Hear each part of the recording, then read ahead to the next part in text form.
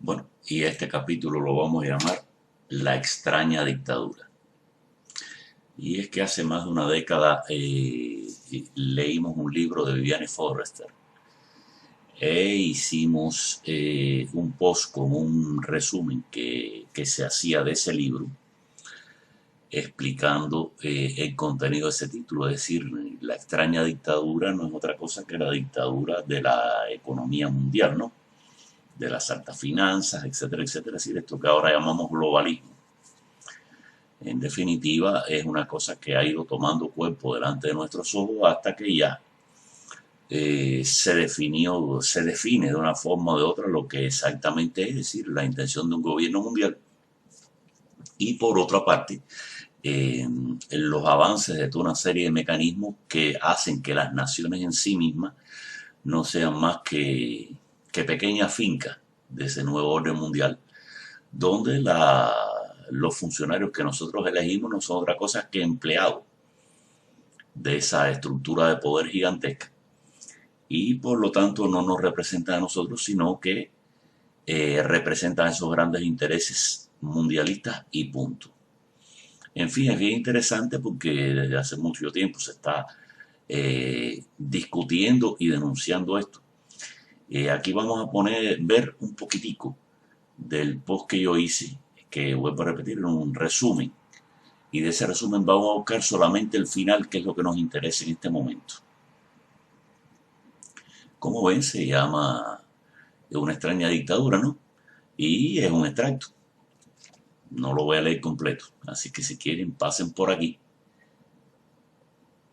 y mírenlo ustedes completo o intenten bajar el libro, que creo que ya está ahora completamente censurado. Lo que me interesa al final de esto es este final específicamente. Es una política única, dispuesta a divorciarse de la democracia, pero por ahora lo suficientemente poderosa para no interesarse en hacerlo. Una política, digámoslo mejor, un nuevo régimen, oculto detrás de hechos económicos supuestamente ineluctables, es decir, supuestamente, no realmente, tanto menos advertidos por la sociedad por cuanto ésta respira y circula en una puesta en escena de una estructura democrática, lo cual no carece de importancia. Bueno, y ahora sí va a parecer que carece de importancia por esta razón. Lejos de ello, debemos conservarlas todas a costa mientras aún haya tiempo para liberarnos de este régimen, de esta extraña dictadura que cree poder darse el lujo, mientras sea poderosa, de mantener el marco democrático. ¿Qué es lo que hemos visto en este momento exactamente? Que con la elección de Donald Trump, eso que pareció un milagro y de hecho prácticamente lo fue, aún esa puesta en escena fue retada. Ya ellos fíjense cómo habían avanzado todos estos mecanismos de fraude electoral, etcétera, etcétera, para seguir manteniendo la puesta en escena, pero sin realidad alguna. Es decir, solo la puesta en escena de la estructura democrática. Está claro que a nosotros nos convenía que a ellos les interesara que esa puesta en escena siguiera en vivo. Pero ahora que les fracasó con el problema de Donald Trump en las elecciones de 2016, se dieron cuenta que ni siquiera esa puesta en escena la pueden tolerar de esa forma. Así pues, seguirá una puesta en escena con toda la prensa y todas las cosas controladas, pero ausente absolutamente de contenido democrático. A partir de ahora tenemos garantizado, si Joe Biden termina ganando las elecciones y no hay más contraparte, incluso en el sistema judicial, que lo que vamos a ver a partir de ahora son puestas en escena igualitas que las que vemos en Venezuela, etcétera, etcétera. Con maquinitas tramposas, con metodologías tramposas, etcétera, etcétera, que nos hagan pensar a los que todavía puedan creer en eso, que sigue siendo democracia, pero sin serlo.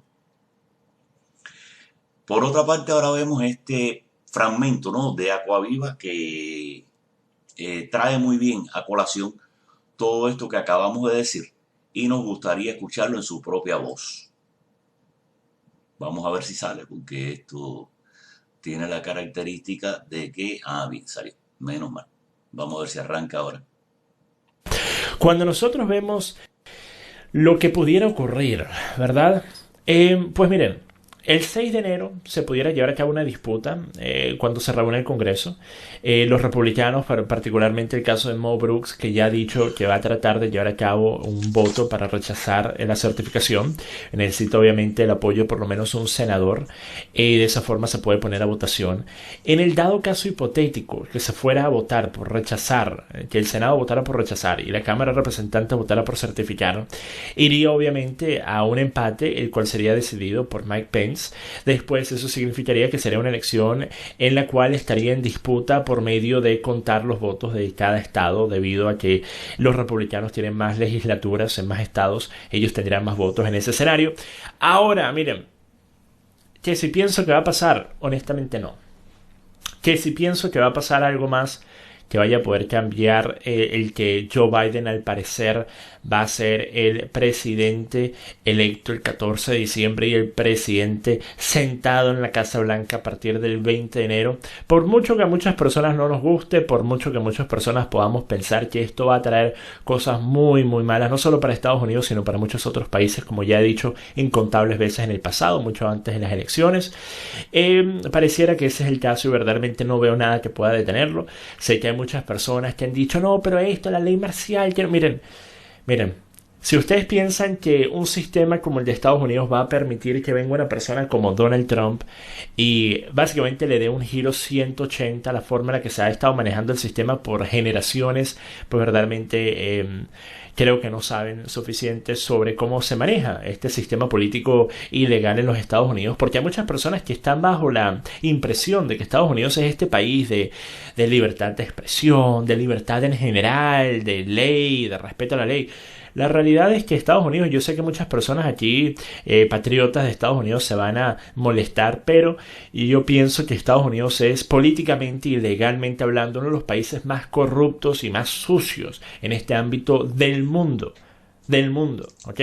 La diferencia es que los escándalos que ocurren en Estados Unidos muchas veces nunca se saben, o cuando se saben se aprenden 30 años después del caso. 40 años después del caso se desclasifican los documentos y, sí, resulta así, nosotros estuvimos involucrados en eso que negamos por los últimos 40 años. Sí, eso fuimos nosotros. Sí, nosotros sí hicimos eso. Sí, eso sí fuimos nosotros. Entonces, en un sistema como el de Estados Unidos, tienen que entender que hay una alianza bipartidista para proteger su hegemonía, una alianza bipartidista para evitar que cosas pudieran ocurrir que afectaran no al interés del pueblo, no al interés del país, no al interés de los políticos. Porque ten en cuenta, los políticos en Estados Unidos, particularmente los republicanos en estas elecciones, como hemos visto, por lo menos los demócratas son lo que dicen ser. Obviamente los demócratas son, particularmente en los últimos 4 años, cada vez más radicalmente izquierdistas, cada vez más socialistas, cada vez más progresistas, buscan imponer sus ideologías a la fuerza cada vez más. Sin embargo, lo dicen, ellos dicen lo que quieren hacer. Mientras que hay muchos republicanos al mismo tiempo que dicen, no, yo soy de derecha, conservadora, 100%.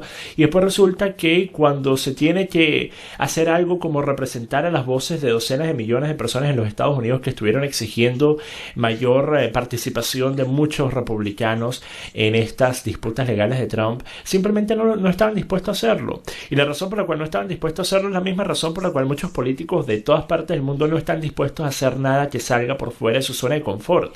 Es porque no quieren salir ellos afectados. Es porque ellos no quieren perder su puesto, ellos no quieren perder su poder, ellos no quieren perder su salario.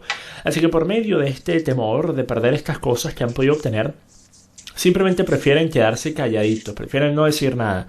Y los republicanos han sido el mejor ejemplo posible de eso a lo largo del último mes y medio. Y por eso es que si ustedes me preguntan que si va a haber una elección continente, yo digo que no, porque verdaderamente no veo que los republicanos vayan a hacer tal cosa, porque el último mes y medio me da todas las indicaciones de que ese no va a ser el caso. Así que por fuera de eso, cualquiera de las otras teorías, cualquiera de las otras cosas que muchas personas desearían que fueran a ocurrir, simplemente no lo veo posible en absoluto. Por ejemplo, lo de Sidney Powell y Lynn Wood, pienso que de la misma forma que opiné hace 3 semanas, no va absolutamente nada, no va a llegar a ningún lado. Y no es que necesariamente no vaya a llegar a ningún lado porque no sea cierto, porque no lo hayan presentado de la forma que deberían haberlo hecho. Es simplemente, una vez más, en parte por lo menos debido a lo que acabo de decir. Pero por fuera de eso, el aspecto de lo que podía haber hecho que Trump obtuviera una victoria hipotética en este caso, siempre iba a ser, a mi parecer, como les dije, a partir del 5 de noviembre, iba a ser el ámbito constitucional. Y el ámbito constitucional se acaba de ver manifestado de la mejor forma posible, o sea, de la forma más fuerte posible. No hay ninguna demanda que pudiera haber sido más fuerte que esta del estado de Texas para este ámbito constitucional, ¿ok? Para este ámbito constitucional. La legitimidad que hipotéticamente hablando le debería haber entregado el hecho que esta demanda fuera iniciada por un estado y fuera apoyada por tantos estados más y por tantos representantes republicanos más, y el hecho de que ni siquiera fuera escuchada, eso a mi parecer me dice todo lo que necesito saber con respecto a cualquier otro intento por estas mismas vías que pudiera venir. Simplemente no veo posible ninguna victoria en ese aspecto. El tiempo prácticamente se ha... Bueno, y a mí realmente también me dice todo lo que tenía que saber. Así yo estaba esperando, para pronunciarme de esta forma, la actuación del sistema judicial. Hice un video donde decía que la última instancia era precisamente el sistema judicial, debido a que Estados Unidos no era una democracia sino una república, y que en la república era el país de las leyes. Bueno, como vemos, también esto es maleable. Es decir, ya esto se ha visto desde el punto de vista de todos los juececitos estos intermedios que cada rato interponen una demanda, ponen una situación, traban un asunto, y que está claro que son jueces puestos por una maquinaria de estado profundo y que están ahí precisamente para este tipo de cosas y cuando hagan falta. Creo, como ya dije, que el gran valor de la presidencia de Donald Trump ha sido demostrar ante la opinión pública norteamericana el fraude inmenso que ha representado toda esta estructura de poder, al menos por los últimos 30, 40 o 50 años, donde todo va por el mismo caminito. Yo no podría garantizar que esto previamente haya sido así siempre, y que la democracia siempre ha sido una gran obra de teatro de Estados Unidos. Pero sí está claro que en los últimos tiempos esto no cabe ningún lugar a duda de que es así.